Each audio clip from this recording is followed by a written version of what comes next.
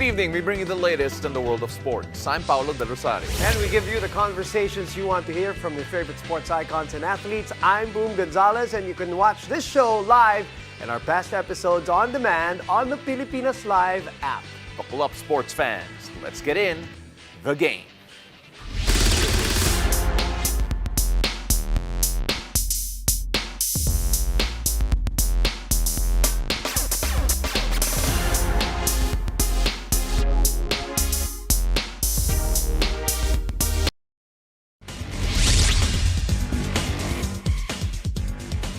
All right, welcome to the show. We're finally down to the last two teams who will battle it out for supremacy in the UAAP Men's Basketball Tournament. Kevin Cambao and the DLSU Green Archers will face Malik Diouf and the UP Fighting Maroons in the finals of Season 86, which begins on Wednesday at the Mall of Asia Arena. And here to provide a breakdown of what to expect is basketball analyst Jarrell Lim. Bow, go right ahead. Jarrell, first of all, thank you very much for joining us again. And of course, UP making it to the finals in the expense of Ateneo. Let's focus first on that particular matchup and bring out the numbers from that game. I think masasabi natin, Jarrell, na low scoring yung game. That's right. Bakit kaya? Bakit naging low scoring laban? That's right. So it was a really cold game for both teams, and you can attribute that to the fact that they really prepared well against each other. They've been up against each other for the past two finals, and they really know each other's system and how they move the ball, the key players, so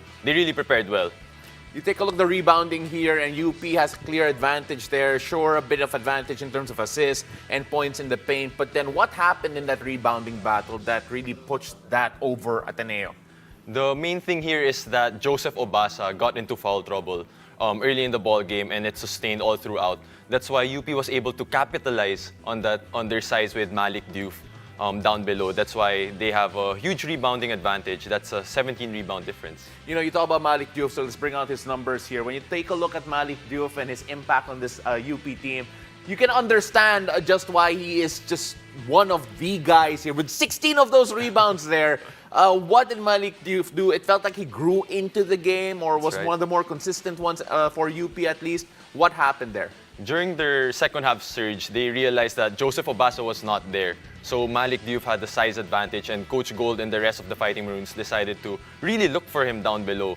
And aside from that, he was really active, Pao. He brought in the energy for them and grabbed those offensive rebounds and converted. You know, Jerry Abellano, we also have to mention him because nandito na siya sa graphic natin eh. But apart from that, 9 points and 5 rebounds in a game wherein scoring was hard to come by. How big was his contribution in particular? He was very big in the fourth quarter, especially in the fourth quarter. They were going toe-to-toe heading into the fourth, and it was him that really made those clutch baskets, those big baskets to get them ahead of Ateneo. And of course, again, just a moment here for the Ateneo Blue Eagles, because Ateneo now out, but still with a lot of hope moving forward when you take a look at their roster. See, we're not going to be too mean to Ateneo, but then how hopeful should the Ateneo fans be for this team going into the next season? There's a lot of optimism around it, especially Coach Tab mentioned how this season is like a bridge to success for them. As we know, they lost a lot of key guys. They went through a lot of controversies during the off-season. So it was really tough for them. But for them to still make the Final Four, win that playoff match, that's really big. And heading into the off-season, that's something that they can carry on with them, that experience, especially to their young guys. Yeah, it felt like there were some times during the season wherein Ateneo may not have had the maturity or the experience required to go over certain humps. But then when you take a look at Ateneo, are there any players in particular that you feel can take the next big step in getting ready for next season and making Ateneo a finals contender again? Aside for their main guys, Chris Kuhn and Kai, it's really Ian Espinosa and Jared Brown. So these guards, they're first-year guards in the UAAP. So that experience for them is really crucial, especially heading to their next season. Now, talking about the season here, back to UP as we go back to talk about the Maroon side of Katipunan. Malik Diouf in particular, we'll take a look at some of the numbers that happened throughout the season, alongside the numbers of Francis Lopez as well. When you take a look at these guys and what to expect, especially going to the finals, I want to talk about the plus-minus first, the 109 for Francis Lopez. Okay, how insane is this 109 in particular? it really goes to show how efficient Francis Lopez is for the Fighting Maroons whenever he's on the floor. There's a lot of positives. He brings energy, defense, and also the fast break plays. And of course, as we know, what we like about him is his highlights. Yeah. His slam dunks and all these things. Yeah, I was going to bring up the energy there of Francis Lopez. But then again, now Malik Diouf in particular, are we not talking about him enough in general? Because the numbers that he has here are some of the most impressive in the UAP this season. That's right. Maybe some people are forgetting that Malik Diouf is the MVP of the last season. So all the talk today is with Kevin Kembao as he leads the MVP race. But Malik Diouf has really upped his numbers, averaging 14.6 points and 13.4 rebounds. So that's been really big for Coach Gold. Do you feel that Malik and Francis Lopez in particular are starting, we talk about LaSalle peaking at the right time, are UP slowly finding their groove as well going into that finals matchup? Right, so I believe it's going to be momentum for the Green Archers versus experience for the Fighting Maroons. The UP squad has definitely the finals experience, having gone there 3 times in the last 4 seasons. But more than that, these 2 players will really play crucial in trying to stop Kevin Kembao and all the tall other front line of the Green Archers. So it's really up to them to control the boards and control those big guys. Now, well, you mentioned the word crucial there, and of course, we saw some of the highlights there, Francis Lopez and Malik Diouf. When you take a look at the role of Malik Diouf in particular, you mentioned controlling the rebounds and making sure that the presence is there. Right. Just how important is it for UP to get the best out of Malik in particular if they want to stop a guy like Kevin Kembao, who is leading the race for that MVP? He really needs to first bring the energy, but second is really to take care of his fouls. Because as we know, we don't want him to be on the bench against the tough big men of the Green Archers with Mike Phillips, Raven Cortez, and Kevin Kembao. Yeah, you say we, but then us Lasallians would rather see Malik Diouf on the bench. And of course, Francis Lopez with all his highlights and his energy. You know that something is always bound to happen when he is on the floor. But boom, I think that we're going to wrap this one up here for UP in particular, but we're ready to move on. Yeah, we're not done with you just yet, Jarrell, because after the break, we will go to the other side of the court as we talk about the DLSU Green Archers and the National U Bulldogs. So stay tuned. You're watching The Game.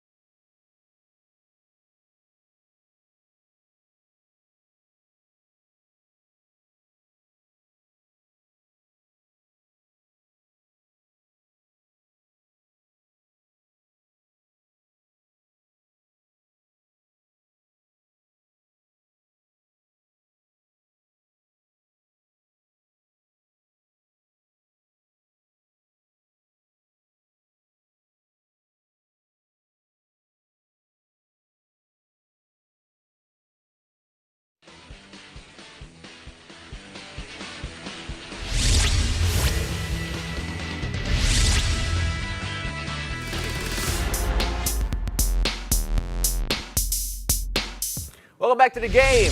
After talking about the intense Battle of Katipunan, it's time to shift our focus to the encounter between the Archers and the Bulldogs. Now still with us to provide insight is basketball analyst Jarrell Lim with Boom Gonzalez at the screen. Boom, take it away. Thank you, Pao. Jarrell, thanks for sticking around. Before we break down the 2 and 3 matchup, so no playoffs as we know. Right. Let's start with a highlight. Yun muna, pampagana. Appetizer before we do the crunching of the numbers. All right. Talk about this highlight from the first quarter. This fantastic play which featured the leading MVP candidate and somebody who really personifies his nickname, Motor Mike. Motor Mike. That's right, Boom. So it started off with a defensive stop for the Green Archers. So they were applying sort of like a man zone defense, really making it hard for the Bulldogs. As we see here, they were really packing the paint, so it made it hard. And they pushed the ball. Kevin Campbell pushed the ball, he missed the layup, and of course, Motor Mike was there for the cleanup for that slam. So this was the first one. That's right. KQ making it look easy, and then the Motor Mike making it look easier. Look at him run the break. KQ just so fast in terms of picking up the balls, picking up rebounds, and then running the break by himself, and in this case, trying to finish. But yes, Motor Mike is there to clean up any kind of mess. But why we're highlighting this also is this is what NU did not want in this game, right, Jarrell? That's right. DLSU speeds up the game. That's right. So for NU, they didn't want them to speed up, and more so when Green Archers were running, it was the big men of them that were pushing the ball. So it made it a lot tougher for the Bulldogs. So 97 points. That's huge, especially in a UAP game. And that's what NU doesn't want. They want to play this in the mud. Tell us how that game happened in your eyes. 97-73. That's exactly what NU doesn't want, or anybody who goes up against LaSalle, to get those numbers up. That's right. But on the flip side, that's what the Green Archers want. So they really wanted to push the pace, control the game, and it started all with their defense. To them, defense was the name of the game. All throughout, they really controlled the key guys, especially with Kian Baclaan. They were denying him the ball. They were making it tough for him to penetrate. They were clogging the lanes. And that's why it was really, really tough for the Bulldogs. I like that you mentioned that, because we tend to overlook that part of the game for them. Maybe the same with UP also. No, they've got a lot of highlights on offense. LaSalle loves to run. They got a lot of great finishers. But they've become a great defensive team this year, Jarrell, don't you think? That's right. They were very, very disciplined. In fact, if you watch the Green Archers, they would pressure whoever their opponent is, the full court, which goes to show how well they prepared the offseason in terms of their conditioning. Okay, National U, just like last year, which is exactly what Jeff Napa didn't want to happen, to fizzle in the end, because that's exactly what happened season 85. They started off strong, it fizzled in the end.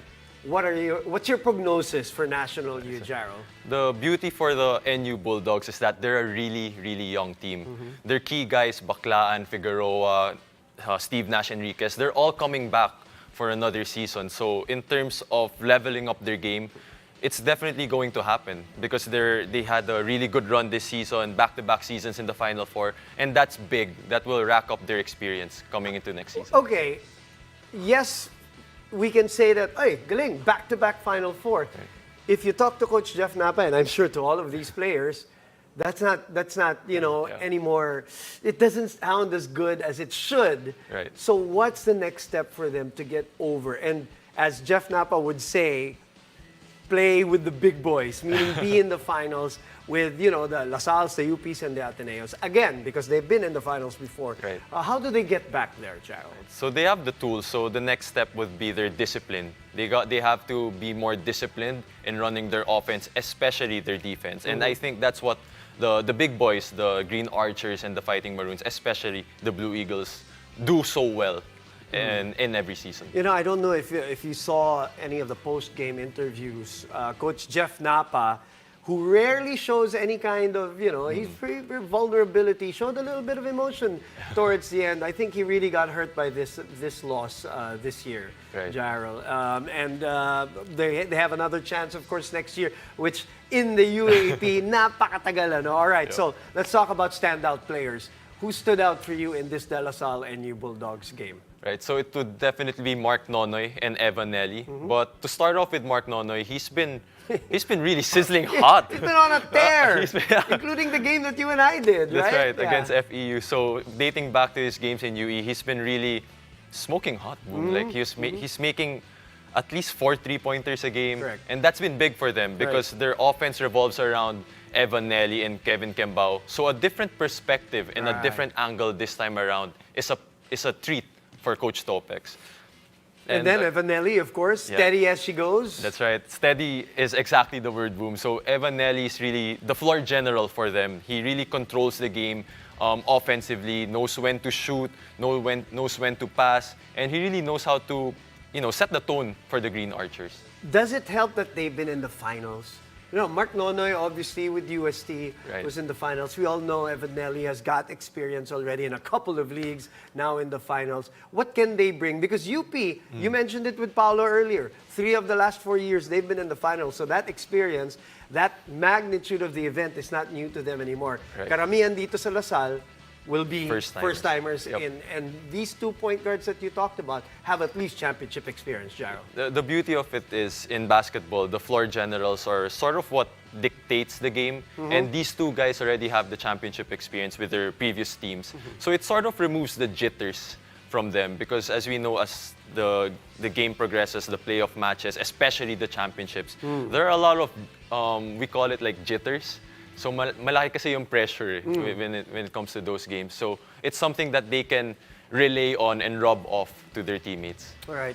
Mark Nonoy, of course, you mentioned he's been, I know we're going to show different kind of numbers too, but we mentioned, I think we were talking about this, from the 7 triples to 4 triples to 2 triples to 4 What do you attribute his resurgence in your eyes while watching his game? His resurgence, especially from the 3-point area. And that to mention, ang kanyang 80%. 2-point goes at 80%, Jarrell.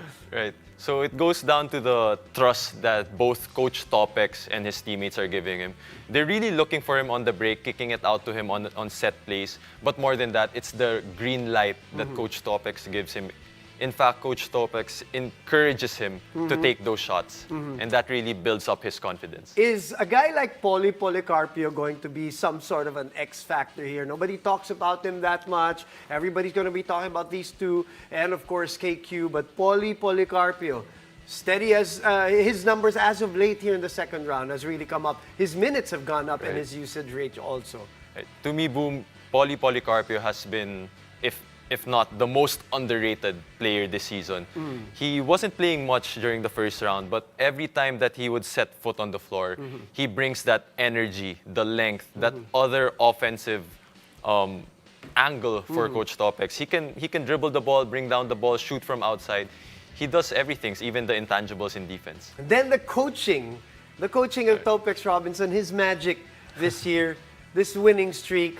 Your last words on Topex Robinson entering the finals. I know he has a chip on his shoulder too, Jarrell. A lot of people doubted Coach Topex all throughout the season, starting off with a 3-3 record. It raised a lot of question marks and doubts. But to him to overcome that and really just prove to everyone why he was the one placed to head the DLSU Green Archers, it speaks so much of him in terms of the strategies he's doing and just the trust that he has for his team. He's unleashed the LaSalle players, including KQ, of course, and LaSalle has completely embraced Topex Robinson, including their fans, like Paulo Del Rosario. Absolutely. I was going to say Coach Topex unleashed the fans, and we want to thank Jarrell for coming on here again today. Thank you. To end his stint here with talking about LaSalle. Maraming salamat, Jarrell. Really appreciate you. So, when we return, we'll continue to talk hoops as we look into the NBA's in-season tournament. Stay tuned. You're watching The Game.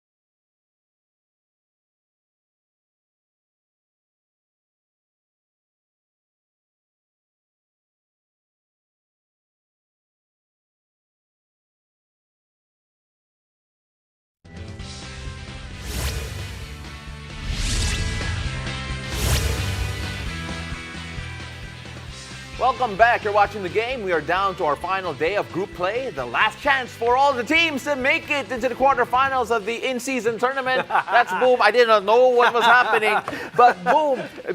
Talking about going into my shot. Yeah. Also, take a look at who's trying to make it to the quarterfinals here. Golden State and Sacramento. Big game because Golden State need to win if they want a chance. Sorry, pumasok na ako kasi nakita na ako eh. Oo. So, but pumasok, that's what you want. You know, first of all, Pao, let us appreciate the fact that the IST or the in-season tournament has really engaged Yes. a lot of the fans and the players. Yes. Because here we are talking about crucial games, knockout games, or winning shot games in November. Yes. Right? Yes. So this is exactly what the NBA wanted, and this is what we're getting. And we're getting it from two teams that were playing, for the finals Yeah. last year. You mentioned Golden State versus Sacramento. And there are certain scenarios Yeah. for this to happen. What I love is how complicated it can get. It can. Because we're now talking about point differentials. We're now talking about possibilities and scenarios.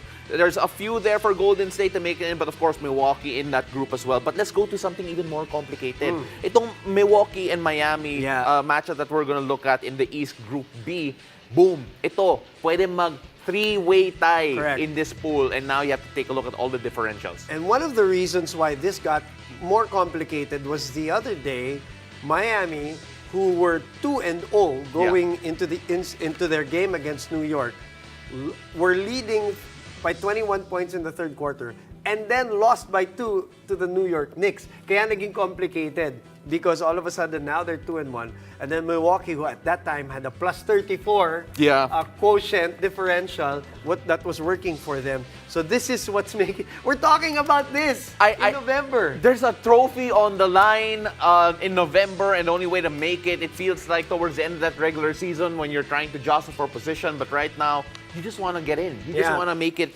into this one. And of course... So Milwaukee and Miami are playing tomorrow. Yes, That's they the one are. tomorrow, right? So what do you think there? Well, you know... Milwaukee's getting together. Milwaukee's They're getting starting to together, win. yeah. But then every time you talk about Miami, we always talk about what they can do when they're the underdogs, when they're the team that needs to scrap it out. They normally decide to do that. So let's see what happens then. But then, boom, again, just really excited for what's going to happen here. Any X factors already thinking about? Yeah, well, the biggest X factor, in my opinion, for this Milwaukee-Miami matchup tomorrow is whether Miami's going to be healthy because they lost 4 players in the Brooklyn game the other day. True. So we'll see who's going to be available for Coach Spo. And in the meantime, you can catch all these games and, of course, our show live and on demand on the Pilipinas Live app for just 149 pesos a month. Thank you for joining us. I'm Boom Gonzalez. And I'm Paolo Del Rosario. This has been The Game. And I won't go into his shot anymore.